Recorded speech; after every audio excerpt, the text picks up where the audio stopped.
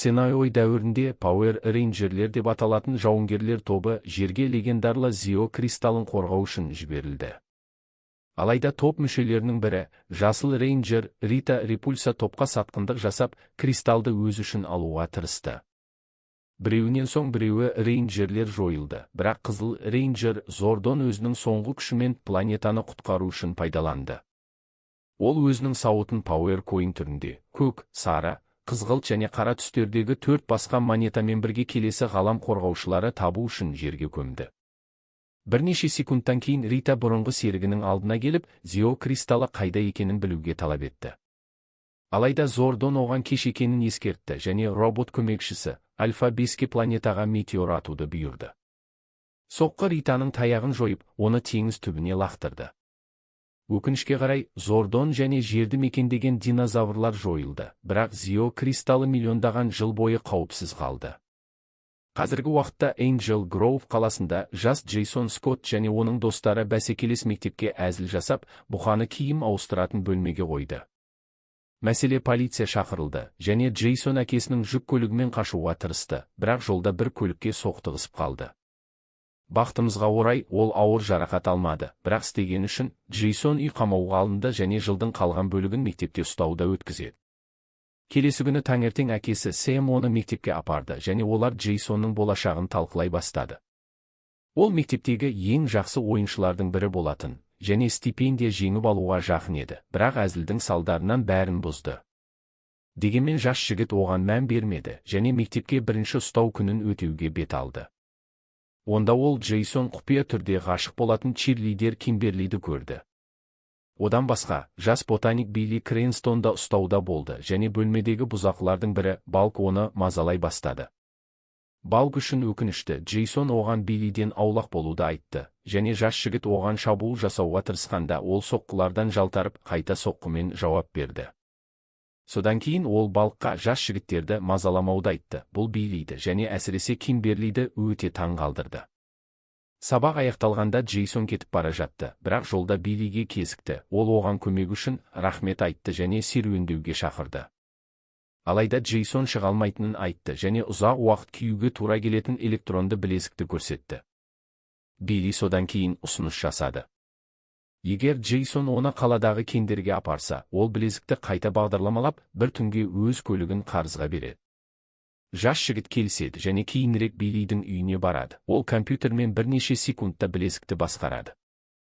Енді ол еркін болғандықтан Джейсон келісімнің өз бөлігін орындайды, және олар кендерге келгенде Билли одан қазба жұмысына көмектесуді сұрайды. Алайда Джейсон өз бөлігін орындағанын және енді қарызға алған көлікті жүргізгісі келетінін айтты. Бірақ көлікке оралған бойда ол жас жігітті жалғыз қалдырғанына кінәлі сезініп, оның соңынан баруға шешім қабылдады. Тау жанындағы көлге Кимберли секіріп түскенін көргенде, қыз суға батып кеткен сияқты болды, және Джейсон оны құтқаруға шешім қабылдады, бірақ көп ұзамай Кимберли пайда болып, оны көргеніне таң қалды. Екеуі әңгімелесіп тұрғанда Билли кенішінде жарылғыш заттарды дайындады, бірақ детонаторды іске қосқанда жарылыс құлауға әкелді. Шуды естіген Джейсон және Кимберли сол жаққа жүгірді, және Биллиді тапты, ол әрең құтылған еді. Көп ұзамай Трини және Зак, өтпелі екі мектеп оқушысы, не болғанын көруге келді, және топ 5 монета бар үлкен кен орнын тапты. Зак содан кейін Биллиден балтасын қарызға сұрап, монеталарды алып тастады, әрқайсысы әртүрлі түсті жарық шығарды. Олар не екенін түсінбей тұрғанда топ полиция көлігінің жақындап келе жатқанын естіді, және Джейсон барлығын көлікке шақырды. Көлік қуғындалғанда Билли далаға қарай жылдамдатып айдады. Темір жолды кесіп өтіп бара жатқан пойызды көргенде Джейсон оған көлікті жоғалту үшін рельстерді кесіп өтуге айтты. Бірақ көлік жеткілікті жылдам емес еді, және олар пойызбен бас салып соқтығысты. Сол уақытта мұхит ортасында балық аулау қайығы көбірек балық жинап жатқан еді, тор ішінде бір түрлі нәрсені байқағанда. Жүкті палубаға түсірген бойда экипаж жылдар бойы өлі сияқты болған адам тәрізді тіршілік иесін тапты. Теңізшілер оның не екенін білмеді және денені билікке апаратын қайықта қалдыруға шешім қабылдады. Келесі күні олар Angel Grove портына тоқтады. Денені тексеруге барды, бірақ тіршілік иесі тірілді. Өзі Рита Репульса екенін ашып, бүкіл экипажды жойды. Жақын жерде Джейсон, Билли және Кимберли өз бөлмелерінде оянды, пойыз апатынан қалай аман қалғанын түсінбей. Олар тек жарақаттанбаған ғана емес, сонымен қатар үшеуінде де кеннен тапқан монеталар болды. Оларға адамнан тыс күштер берген сияқты. Не болып жатқанын түсінбей Билли мектепке барды, және ол жерге келгенде Балк тағы да оны мазалау үшін пайда болды.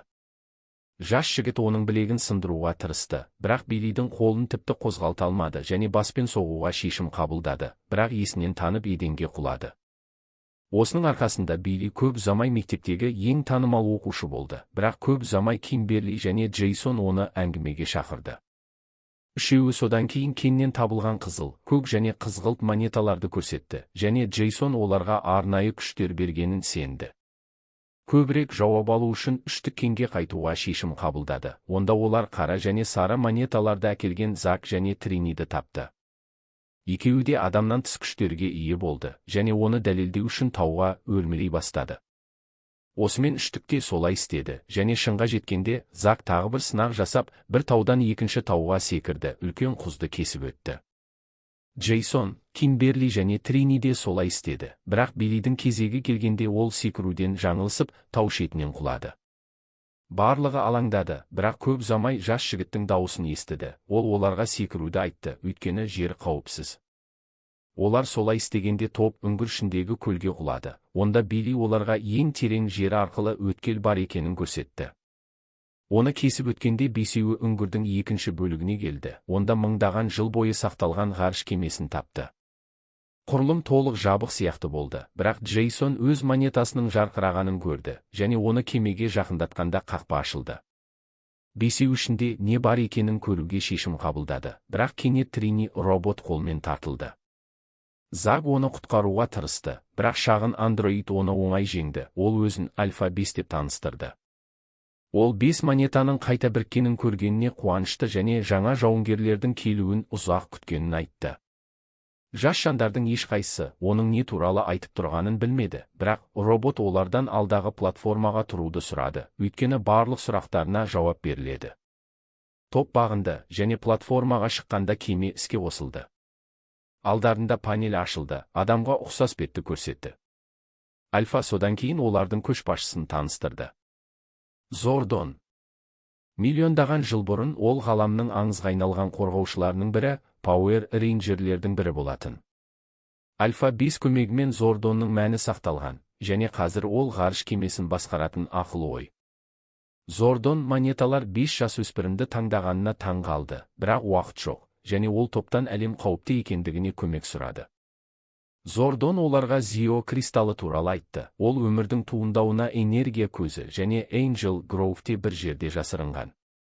Power Ranger'лер осы кристалдарды қорғау үшін таңдалған, өйткені олар дұрыс емес қолға түссе, иесіне бүкіл әлемдерді жою күшін бере алады. Оны дәлелдеу үшін Зордон 5 жас жігітті гипноз күйіне келтірді. Онда олар Angel Grove'тың Зордонның басты жауы Рита Репульса тарапынан жойылғанын көрді. Бұл көріністен кейін Альфа Ританың оралуы туралы екенін, және тек рейнджерлер оны кристалды алуынан тоқтата алатынын айтты.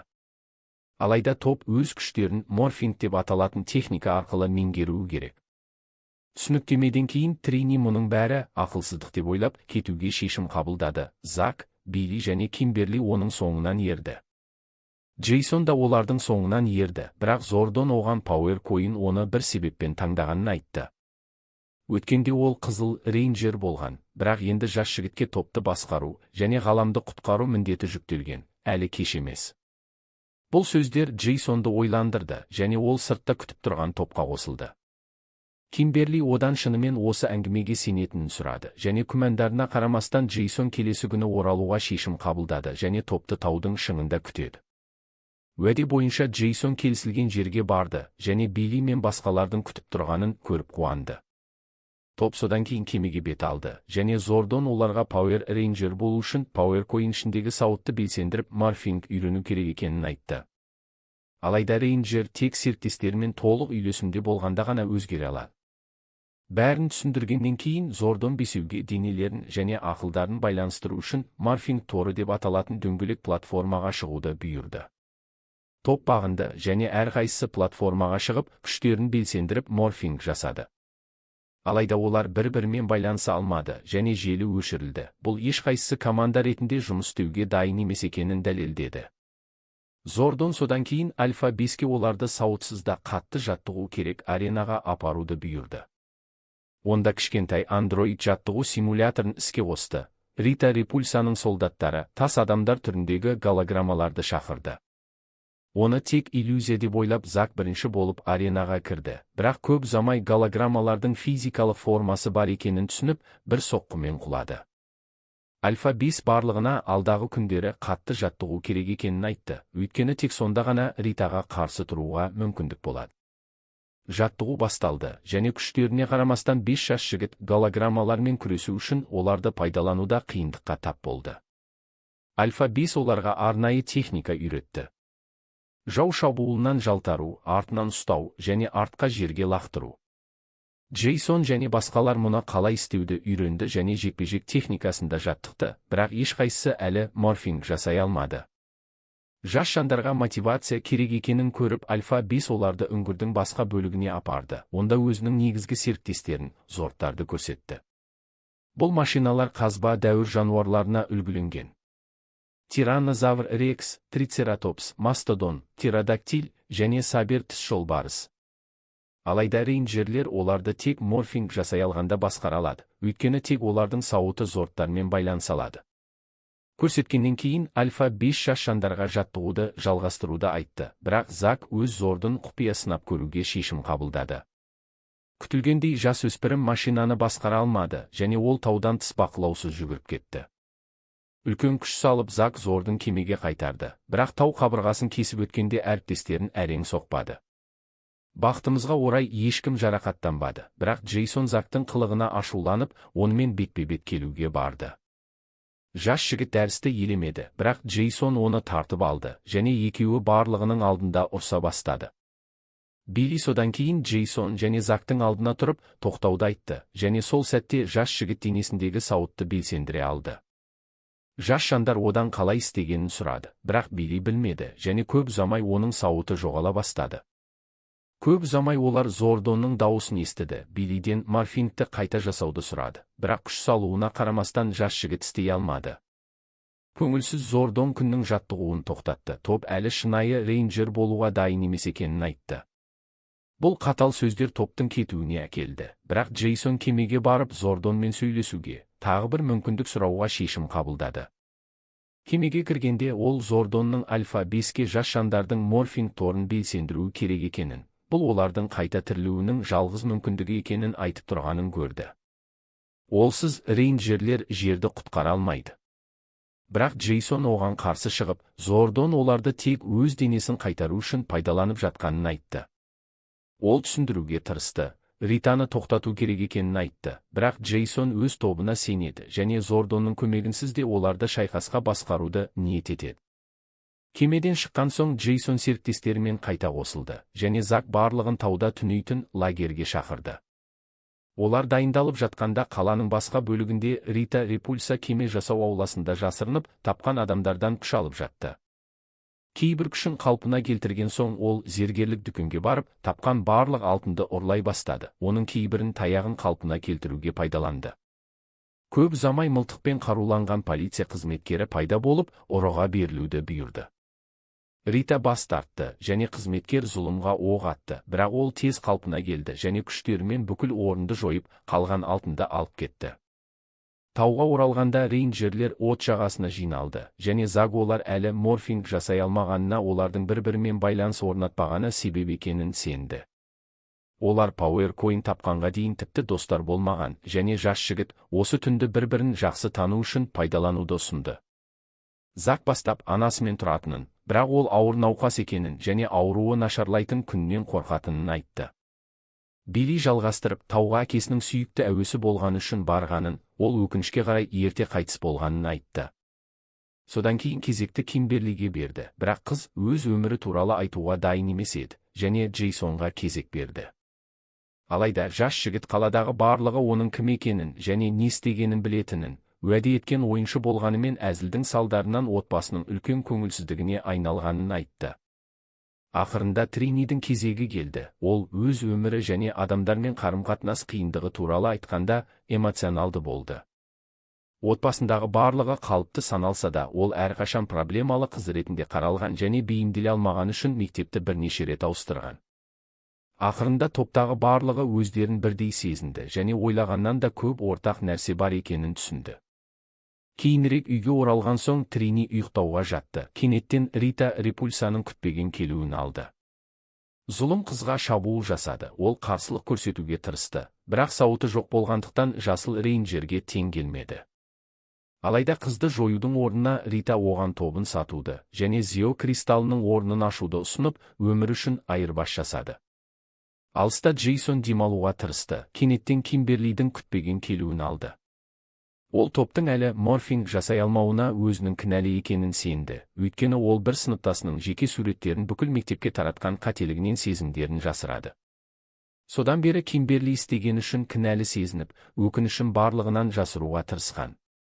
Алайда Джейсон оған бір қателік болашағын анықтамауын кеңес берді, және оның көмегімен және достарының көмегімен ол өзін ақтап, қалау үшін жақсылық жасай алады.